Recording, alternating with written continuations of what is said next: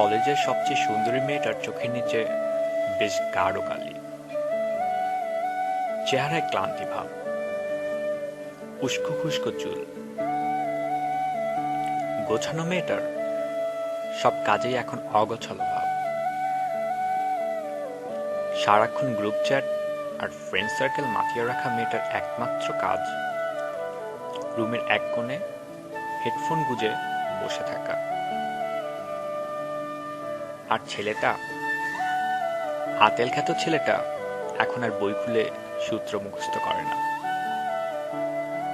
পুরনো মেসেজগুলো পড়তে পড়তে কখন যে ভোর হয়ে যায় খেয়ালই থাকে না তার।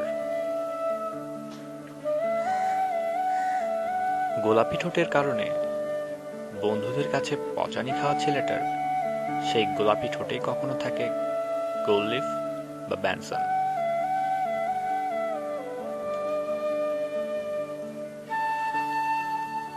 ধাক্কাগুলো মানুষকে এভাবেই বদলে দেয়।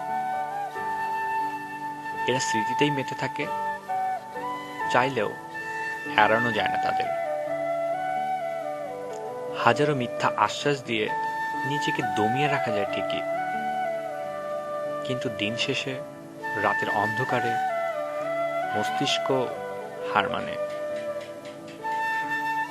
আর চোখ আটকে থাকে মোবাইলের স্ক্রিনে একটা ছোট্ট সরি লেখা মেসেজ অথবা ফোন কলের আশায়। ভালো থাকুক মানুষগুলো, ভালো থাকুক প্রিয় সব মুখগুলো, বেঁচে থাক সব সত্যি ভালোবাসা,